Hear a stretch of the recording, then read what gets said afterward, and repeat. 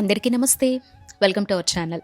మీరంతా క్షేమంగా ఉన్నారు అని ఆశిస్తూ బిలేటెడ్గా అయినా ఇంకొక్కసారి అందరికీ తెలుగు సంవత్సరాది ఉగాది శుభాకాంక్షలు. ఈ ఏడాది కూడా పేరుకి పరాభవమే అయినా కూడా అమ్మను స్వామివారిని నమ్ముకున్న వాళ్ళు ఎప్పటికీ అన్యాయం కారు.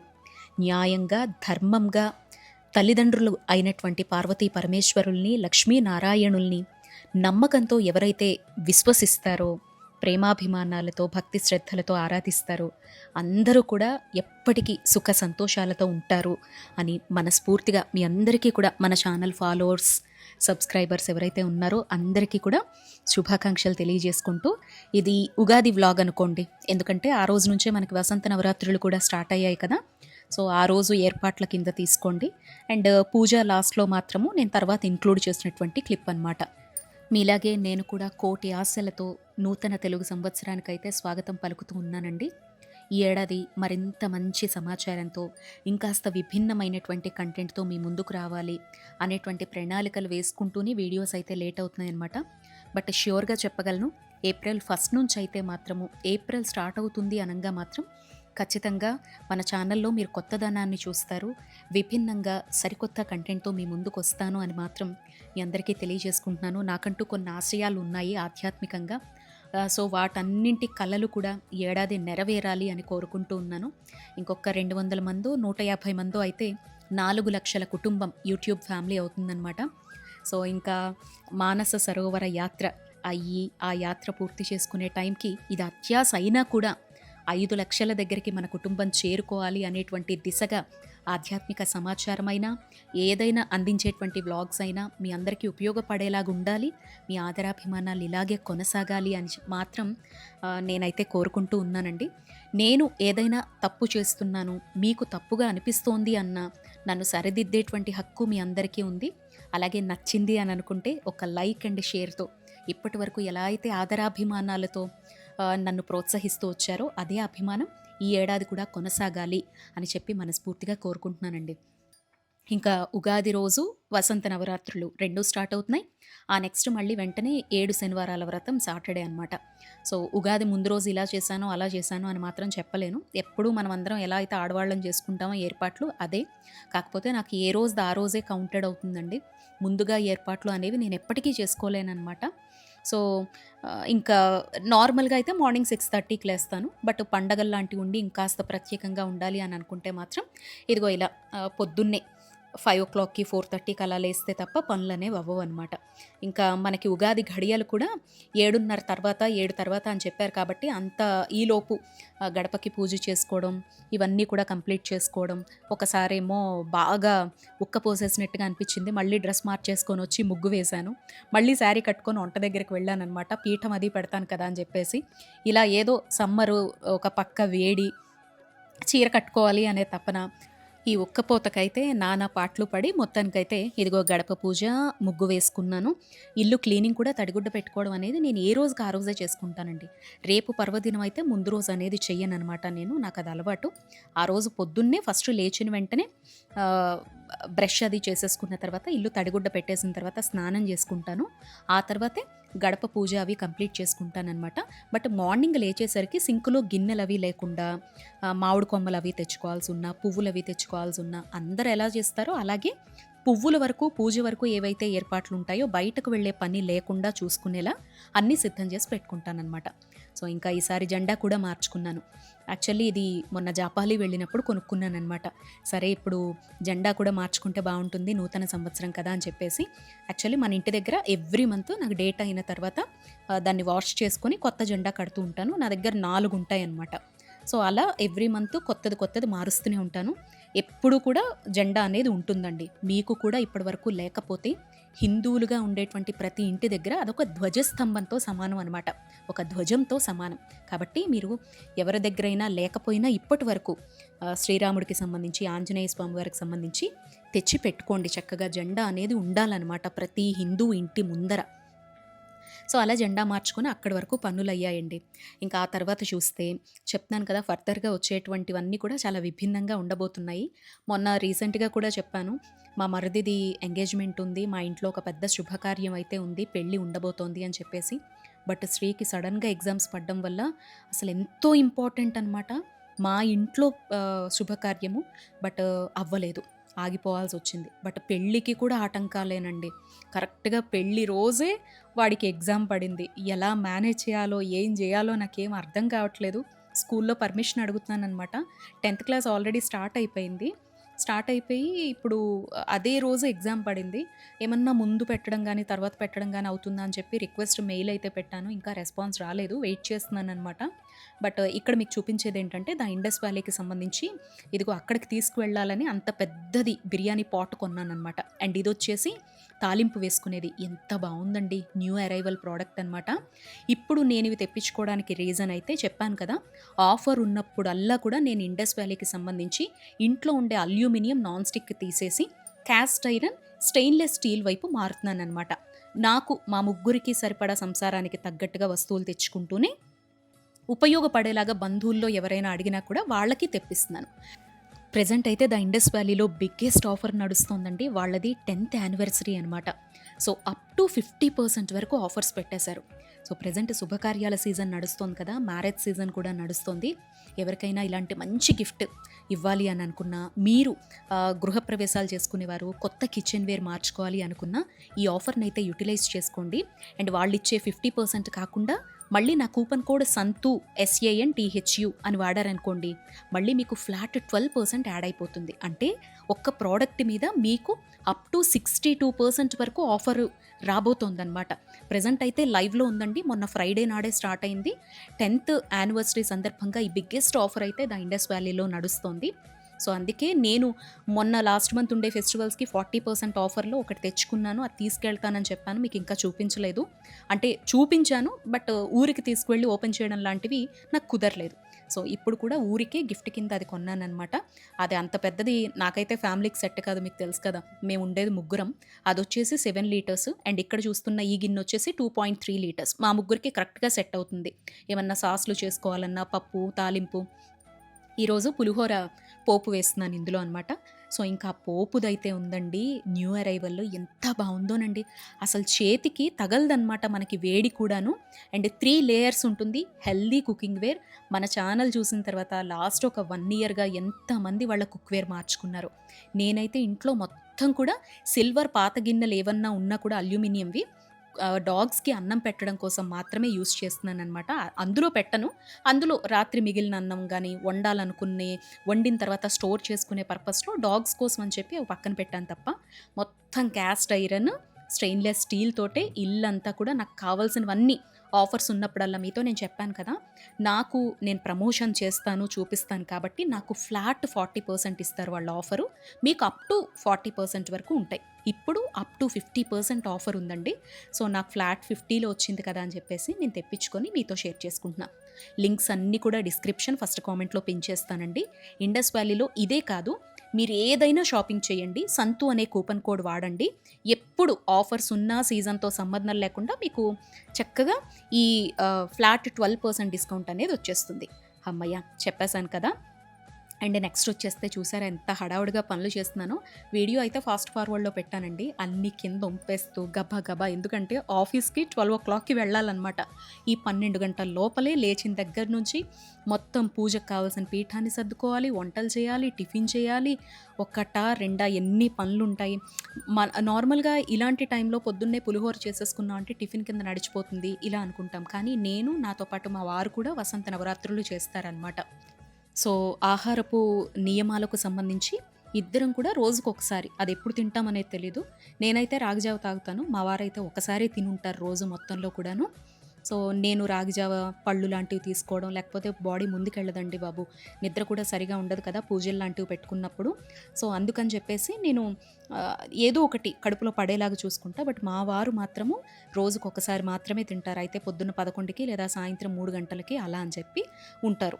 సో ఇవాళ అయితే నేను బొబ్బట్లు చేయాలి అని అనుకుంటున్నాను అనమాట. ఓలిగలు అంటారు, ఇంకేదో వర్డ్ ప్రాంతాన్ని బట్టి వాడతారండి. బట్ మేము మాత్రం బొబ్బట్లు అంటాం. సో పెట్టుకున్నా హడావుల్లో పెట్టుకున్నా. అరే శనగపప్పు పాయసం చేసేసినా బాగుండు అని అనిపించింది అనమాట. ఎందుకంటే ఇది ఆర్గానిక్ బెల్లం అని తీసుకొచ్చాను. మొత్తం పూర్ణం అంతా కూడా బ్లాక్ కలర్లో అయిపోయింది. అసలు బొబ్బట్టు తిన్న ఫీలింగ్ రాలేదు. బొబ్బట్టు తింటే ఇక్కడ చూడండి గోల్డెన్ కలర్ ఉంది కదా, అలా వచ్చి ఆ స్టఫింగ్లోకి వెళ్ళి చక్కగా అది ఉబ్బుతున్నట్టుగా ఉంటే బావుంటుంది. ఎందుకో మేబీ హడావుడిలో చేశాననేమో టేస్ట్ బావుంది గానీ, కరెక్ట్‌గా చూడ్డానికి అంత మంచిగా అనిపించలేదనమాట నాకు.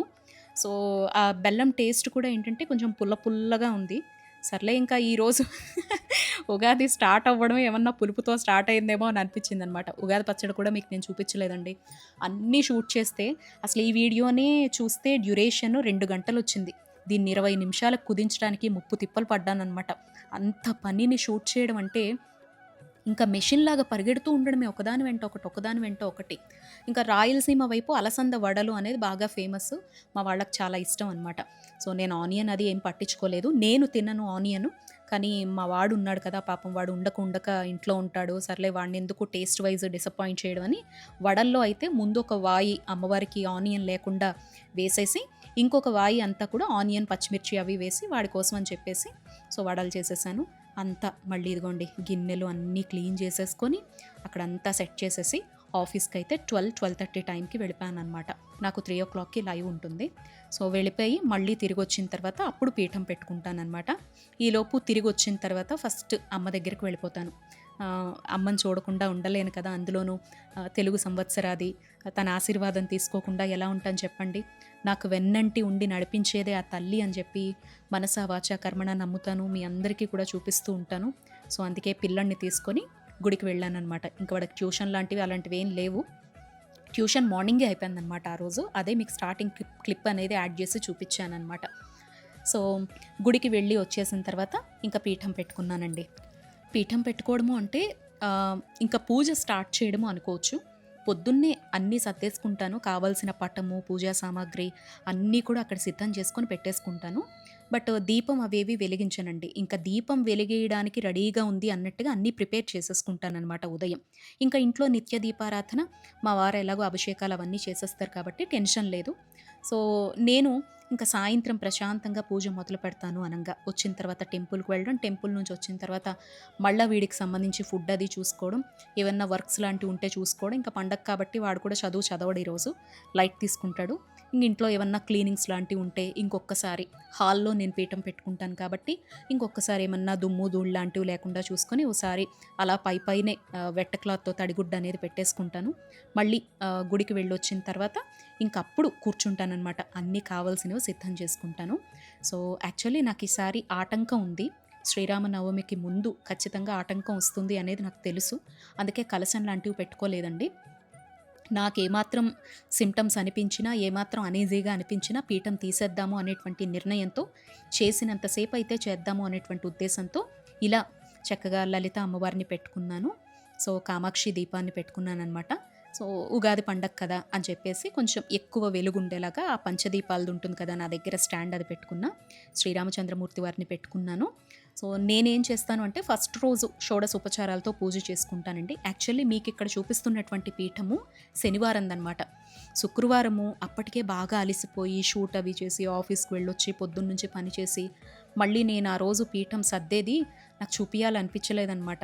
సరే ప్రశాంతంగా కొంచెమే టైం ఉంటుంది. ఫస్ట్ రోజు ఎంత పని ఉంటుందో మీకు తెలుసు కదా మనం పీఠం సర్దుకునేటప్పుడు. రెండో రోజు నుంచి అయితే అలంకారం ఒక్కటే మారుస్తాము, అన్నీ తీసేది ఉండదు కాబట్టి కొంచెం ఈజీ అయినట్టు అనిపిస్తుంది, అలవాటు పడతాం. సో, ఇంకా నాకు మొదటి రోజు శుక్రవారం రోజైతే నాకు షూట్ చేయడం కుదరలేదు. బట్ ఇన్‌స్టాగ్రామ్‌లో రీల్ అయితే పెట్టాననమాట నేను. సో, ఇది శనివారం రోజు. ఒక పక్క స్వామివారిది సప్త శనివార వ్రతం 5వ వారంలో ఉన్నాను. ఇంకో పక్క నవరాత్రి అలంకారం ఇలా మార్చుకున్నాననమాట. ఈ పంచదీపాలైతే శుక్రవారం పెట్టింది శనివారం వరకు నూనె పోస్తూ ఉంటే అలాగే వెలుగుతూ ఉన్నాయన్నమాట. అప్పుడే పెట్టినట్టు ఫ్రెష్‌గా ఎంత బాగున్నాయో చూసారా? సో, ఇంకా ఆ రోజు శనివారం రిలాక్స్డ్‌గా అనిపించింది అని చెప్పేసి ఆ రోజు షూట్ చేసింది విజువల్ మీకు ఇక్కడ చూపించేది. ఇంకా ఎలా ఇబ్బందిగా అనిపిస్తే అప్పుడు ముందు రోజు తీసేద్దాము, కనీసం త్రిరాత్రి వ్రతంగా అయినా చేద్దాము అన్నట్టుగా పీఠం అయితే పెట్టుకున్నానండి.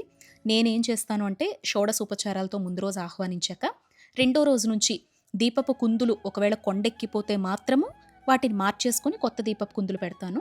లేదు అంటే గనక అవి అలాగే వెలుగుతూ ఉంటే నూనె పోస్తూ ఉంటానన్నమాట. ఒత్తులు కూడా ఏం మార్చను, నూనె పోస్తూ ఉంటే అవే వెలుగుతాయి కదా.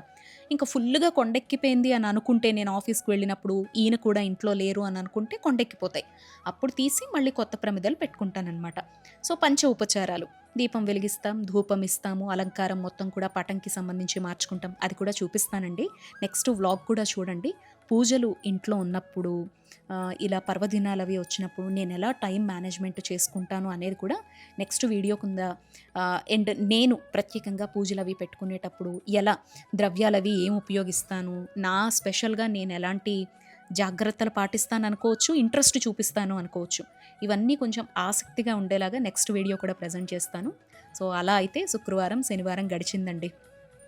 మీ పండగది ఎలా అయింది తప్పకుండా నాతో షేర్ చేసుకోండి. మీలో ఎంతమందికి ఉగాది రోజు ఒక కొత్త పని ప్రారంభించాలి, కొత్త సంకల్పాలు తీసుకోవాలి, ఇష్టమైనవి కొనుక్కోవాలి, ఇష్టమైనటువంటి నిర్ణయాలకు ఒక అడుగు ముందుకు వేయాలి అని అనుకుంటారు, ఉగాది ఎంతమందికి ఒక సెంటిమెంట్గా భావిస్తారు అనేది కూడా తప్పకుండా నాకైతే కింద కామెంట్ బాక్స్లో షేర్ చేసుకునేటువంటి ప్రయత్నం చేయండి.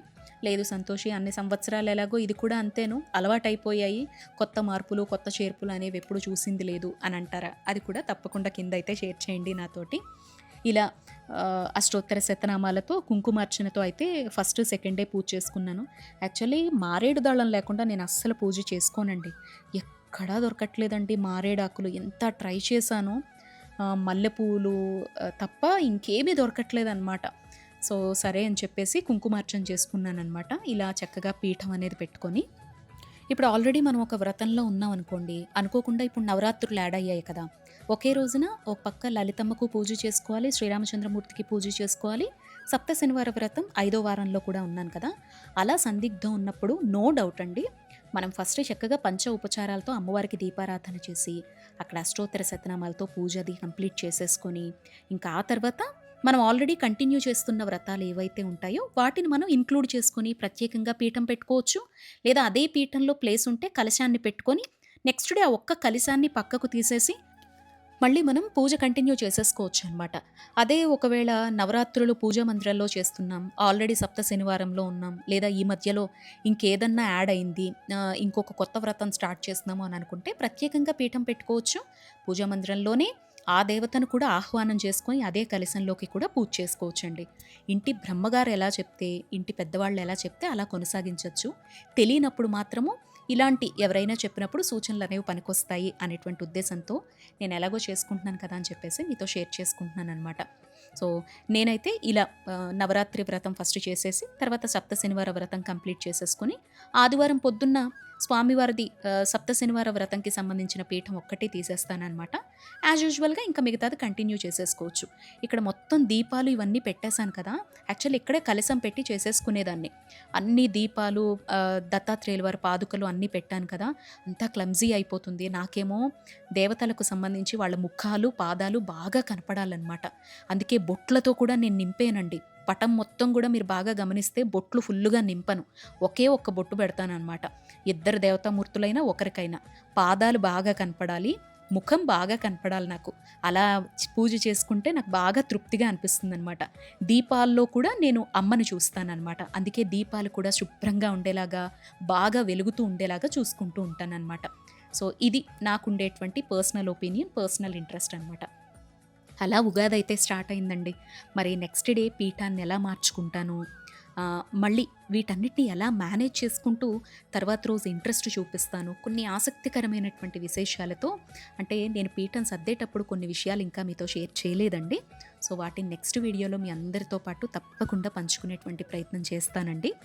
సో మీ అందరికీ ఇంకొకసారి ఉగాది శుభాకాంక్షలు తెలియజేసుకుంటూ, ఇండస్ వ్యాలీకి సంబంధించి మంచి ఆఫర్ నడుస్తోంది కాబట్టి మీకు ఎవరికైనా ఇంట్రెస్ట్ ఉంటే డిస్క్రిప్షన్లో లేదంటే వాళ్ళ వెబ్సైట్ www.theindusvalley.com అనేటువంటి నేను ప్రొవైడ్ చేసిన లింక్లోకి వెళ్ళండి.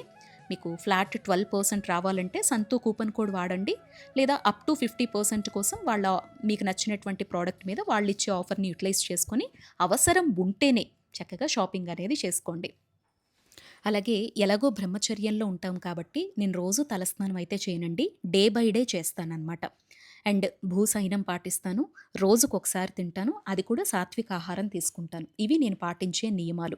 వంట చేస్తున్నప్పుడు లలితా సహస్రానికి సంబంధించి మన సామవేదం వారిది మీనింగ్తో ఉండేది వింటూ ఉంటాను.